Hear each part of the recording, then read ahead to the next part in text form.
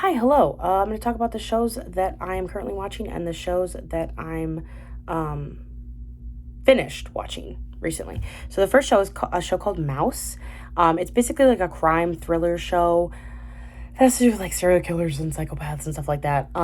It's crazy. I had known about the show and had known the spoiler, but as I was watching the show, I started to think that I wasn't right because it started to seem like the direction was going this way and not this way. But then it turned out I was right. I was so vindicated that when I was right because I was so confused. I was like, because it was basically like I had seen a clip where it was revealed that who the actual serial killer was this one random character in the show who you wouldn't have thought it was. And when I'm watching the show, it seemed like it was someone else. And I was like, wait, I thought it was this guy this whole time, though. I was right. It just, the show took its time in revealing that, obviously, because they didn't want to reveal it. But the day the episode they revealed that, I was like, literally so vindicated. I was like, yes, I knew I was right. Anyways, so that show's crazy. It's very violent, but it is really good. So I would recommend it. The next show is a show called First Frost. It's like a romance melodrama kind of between these two characters. They met in high school. They were friends. He liked her, like very openly liked her. She liked him, but the character herself doesn't reveal that until way later in the show. Like she's talking to someone and she's like, yeah, I did like him. And it was like, thank you for saying that. Cause they never like dated. Like nothing ever happened. She had a lot of trauma. There was a lot of issues in her life, a lot of personal issues. Her family sucks so much. And she had ended up, after they graduated high school, she was going to go to a specific college with him, but then she went to a different college and dipped out and didn't talk to him, didn't tell him, just left, disappeared. And so then they reunite like 8 years later and in true show fashion, end up as roommates. Whatever. And then they obviously, fall in love. It's very like slice of life. Like it's just kind of like their day-to-day life. Excuse me. Her and her job, him at his job, them falling in love, whatever. Very cute. Highly recommend. Very sad though. I will say that. It's very emotional and very sad. But super good. Oh my gosh. I'm so close to being done with this show. Like it's a long show. It's 32 episodes. And I was like, okay, I'm ready. Anyways, the next show I'm watching is called My Dearest Nemesis. It's basically about these two kids, well, not kids, they're adults. These two people who, when she was 20 and he was 15, okay, that sounds so bad. Let me explain. She met him online through this video game that she was playing, and they became friends over like online, and they were like teaming up in the game, and it wasn't just the two of them, it was these other two people as well. They were like a little like team group, and they were like, buddies. They became friends. She, grew to like this kid who she thought was older than her. That's important to note. She thought he was older. He wasn't. So when they meet up in real life, she's a 19-year-old and he's like 15. And she's like, what is going on? You're younger than me. You lied to me, whatever. She's super mad. They have this massive kind of argument fight. He's being a cringy 15-year-old. Like, he just lied because he probably thought that was like, he wanted to like seem cooler. I don't know why he lied. He was 15. He was stupid. Anyways, so she gets really mad at him, and then it's like a big thing. And then they both view their first loves as like very like, we don't talk about it. It was so bad. Like it just ended so terribly, blah, blah, blah. Because they both considered each other their first love, which is kind of sweet. Anyways, then they reunite 15 years later. He's the boss and the potential successor to his grandma's, like, because his grandma's like this chairman of this company. She sucks. We hate his grandma. He has a lot of trauma because of his past, because when he was a kid, his parents died when they were taking him to this anime convention that he begged them to take them to. So his grandma blames him for that. She's like, it's your fault that he died, my son died, blah, blah, blah. You need to replace my son, which is crazy because she tells him, like, you need to replace my son, but she also constantly tells him, you're not my son, like, you're not even close to as good as him. She's a horrible person. We hate his grandma. And he was, like, kind of a little nerd, and he liked, like, movies and anime, and he liked, books and music and all these things. And when his grandma found out when he was 15, consequently around the time that he was talking to that girl, when she found out about all his stuff that he still had, she burned it. So that sucks. Yeah, she's a horrible person. So as he got older, he kept all of his interests and his private life very separate. And he comes across as like very kind of like a, kind of a cold CEO, but not even cold. He's just like serious. But obviously he has all these little interests and all his little things is like his escape, whatever. So the two of them get reunited 15 years later, and they end up just falling for each other just like through such a, whatever. And it's kind of like they don't get along, and then they obviously, actually learn each other's personalities, whatever. Here's my issue with this show is that, so I'm on episode 9 and 10 are coming out tomorrow, actually, Monday and Tuesday. And in that episode, she finds out that he's the kid from the past, her first love that she hates. It's so terrible, whatever. And I think she breaks up with him. The trailer or the preview for the next episode could just be one of those deceiving things where they make it look a certain way and it's not actually that. But if she does break up with him, it's it's so stupid. I'm sorry that you couldn't get over something that happened 15 years ago. You don't consider the fact that he was hiding everything about himself from everyone in his life. He's been keeping his private life private for so long. You don't consider that maybe he was a stupid 15-year-old who just wanted to sound cool, so he said he was older, and it's not insane that he did that. And you being so mad at him is not really fair. And also, if you knew anything about his past and what he's gone through, maybe you would assume that, I was about to repeat myself exactly, but I'm just really annoyed with the character, with her, because I'm I don't understand why you're so mad at him. Sorry, I don't really get it. I don't think what he did was that big of a deal in the grand scheme of things. Obviously, he had a lot of issues, and there was a reason he was so desperate to, pretend to be someone else. I don't know. Maybe that's just me. Anyways, all that to say, I like the show, but I'm annoyed with the direction it's going in. And I like both of the main characters, the actors that play the main characters. That was kind of what drew me to it. So I'm hoping that they don't do a pointless breakup, but they're probably going to. It looks stupid. Whatever. Okay, the next show I'm watching is called Newtopia. It's a zombie apocalypse show. It's about this boyfriend and girlfriend that are trying to get back to each other. They had broken up because he's in the military, and which is also consequently where he's in the military is he's literally in Seoul. Normally I feel like they'd be far away in the countryside of where they on a base, training, but he's on this building. So he's in the middle of basically the hub of everything. So he's not far removed from civilization. Where they are is just on this massive tall building. I don't know. They do surveillance stuff. What they do in that branch of what the military is, it doesn't really make a lot of sense, but that's part of the humor of it is them being in the military, but literally being in the middle of the whole world and everything. And yeah, it's a zombie apocalypse. So they break up, and then not for any dramatic bad reason. It was just a kind of a miss. They couldn't get a hold of each other, and then it was he was complaining all the time about the military. She's trying to start a new job. It was just a whole thing. She breaks up with him, but then he leaves her this voicemail, and she kind of realizes why did I do that? I want to be with him or whatever.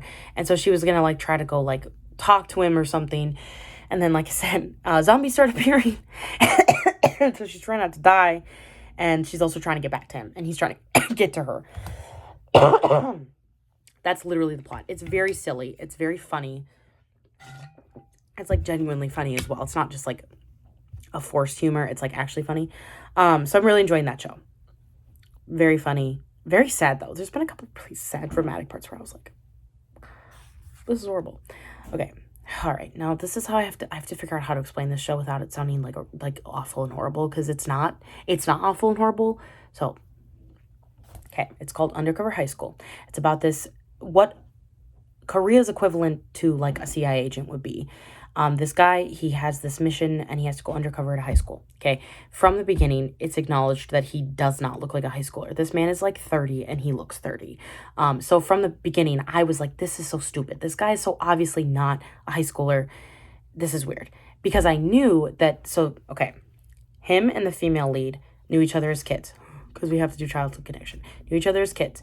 When she meets him as a high schooler, because she's a teacher at the school, she supposedly in the description of the show, it says that he reminds her of her first love, but they never really say that or acknowledge that. They just initially have a very teacher-student relationship. It's not weird. There's nothing weird, because they're love interests.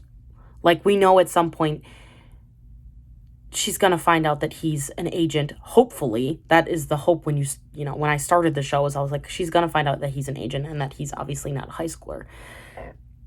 Excuse me. And their first interaction, she sees him at because her mom has this restaurant. She sees him at this restaurant, and he ends up actually defending her and her mom against these guys that are these like punks that were being just like really disrespectful and didn't want to pay. And it was this whole thing. And he was like really sexy and hot. And he was like drinking at this restaurant. So it's like that's her first interaction that she sees with him. So she's like, wow, this guy was like kind of sexy. Like that was kind of whoa.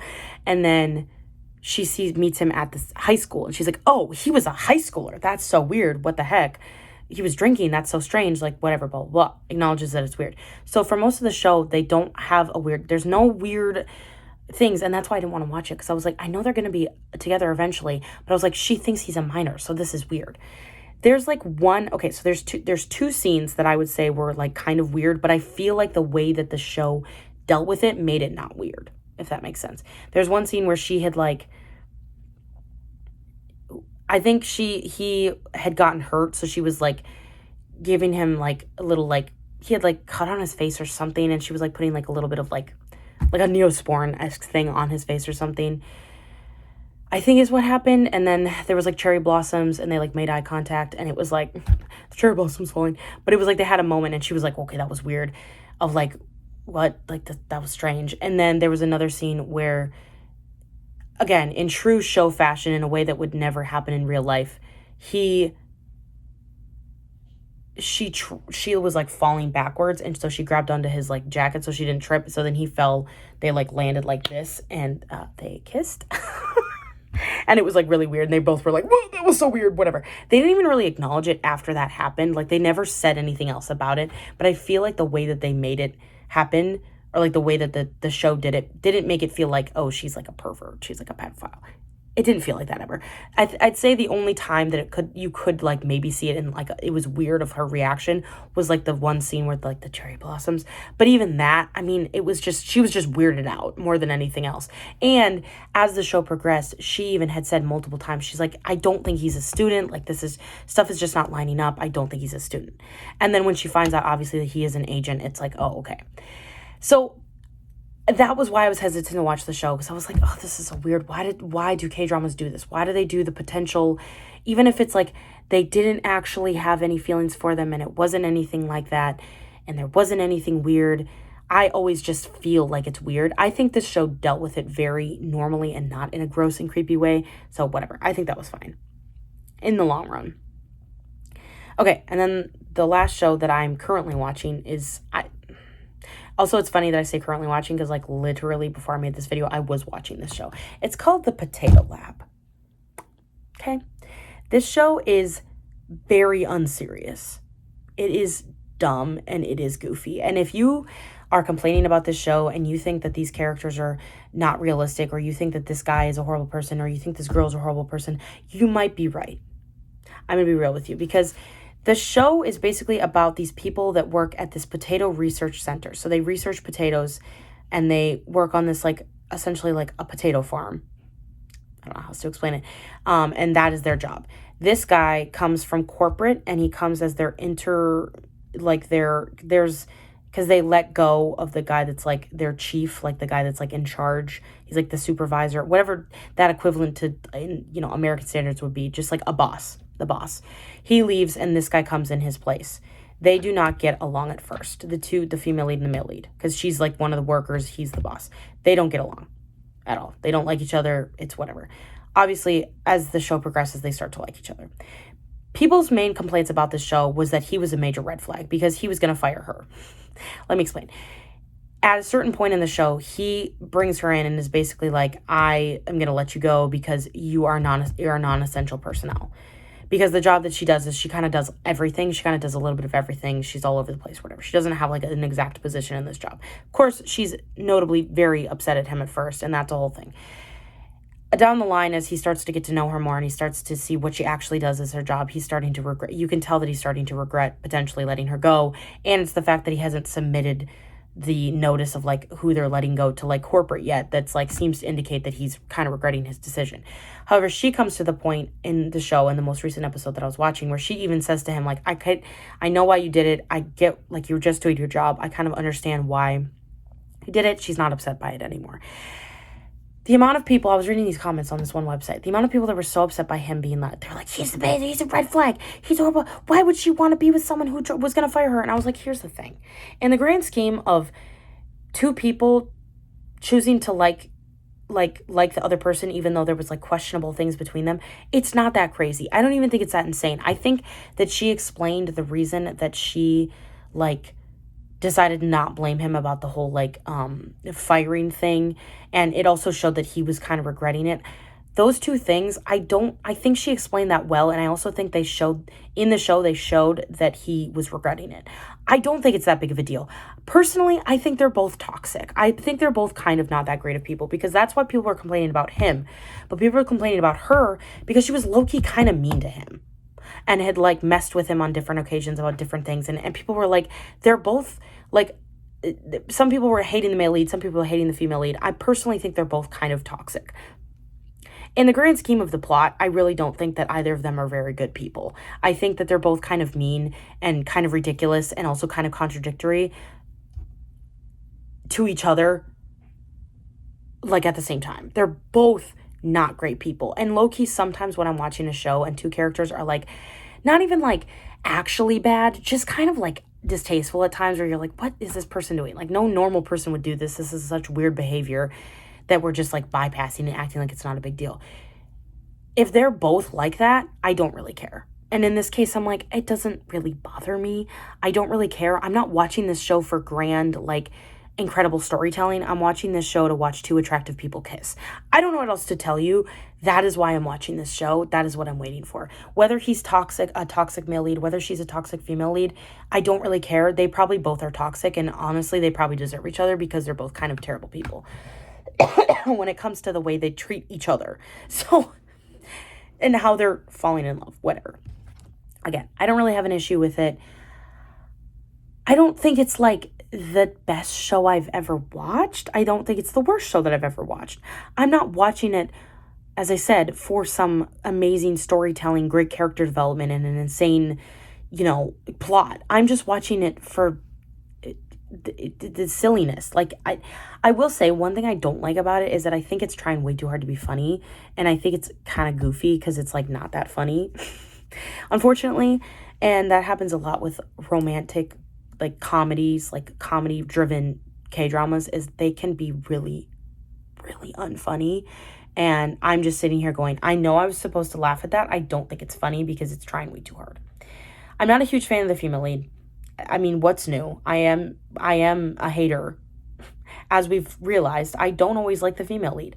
The male lead is a little robotic, and I think that it is kind of weird of how robotic he is, I'm not just hating on the female lead. I just think that the way that the character was written is kind of stupid, and she's kind of a slightly annoying character, and she's kind of weird and has like a weird, just like, she's just kind of strange. But also, like, to be fair, I mean, that's kind of the way she was written. So it's like the actress, I'm not blaming the actress. She's doing a fine job. The character is a little questionable. But also, as I said, the male lead character is also kind of questionable and kind of weird. So they just work out perfectly together. Anyways, all that to say, I don't know. It's fine. I'm not wowed, but I'm not disappointed. Lower your expectations. I think people need to lower their expectation with K-dramas. And I, of all people, need to do that. Because I have had shows where I was so excited for and ended up sucking. But I've also had shows where I wasn't expecting much and it ended up being really good. Newtopia is a great example of that. I wasn't expecting that much. I'm going to be so real. I thought it was a movie initially. I didn't even know it was a show. I thought it was a movie. And I have found that I love it. Also, First Frost, I didn't know what to expect. I read the comments, so I knew if I was going to worth spending my time watching it. I love it. It's an incredible show. So it's like, even Undercover High School, which I thought was going to be kind of goofy, I've actually really enjoyed. So it's like, you have to just lower your expectations and just be like, the show might suck. And if it does, I just won't watch it then. That's what's called free will. If you hate the show so much, just stop watching it. And I'm saying that to myself as well. Because I do that a lot. Where I don't like a show and I'm like, I hate this show. Blah, blah, blah. It's like, girl, just stop watching it then. You don't need to watch it. And that's what I say to everyone who's whining about this show, The Potato Lab. If you hate it so much, just stop watching it. The thing is, I understand the rant portion of things when it's like every show over the past, 2 years has had that like sucky part where you're just like, the show just kind of sucks. Like, it's just not that good. I get that frustration and someone being annoyed by that. But at the same time, if you were going into the potato lab expecting an elaborate plot and an amazing thing, then you are the problem, because that show never advertised itself as this crazy drama. It advertised itself as a silly, goofy romantic comedy, and that's what it's delivered on. So if you're mad, it's your own fault, because that was not the way the show was ever advertised. So that's all I have to say. I don't want to talk about the shows that I finished recently, because truthfully, they're not that interesting, and I don't want to talk anymore. So the shows weren't much to talk about, and I don't really feel like talking about them. So anyways, thanks for watching. Yeah, that's all I got to say. Okay, bye-bye.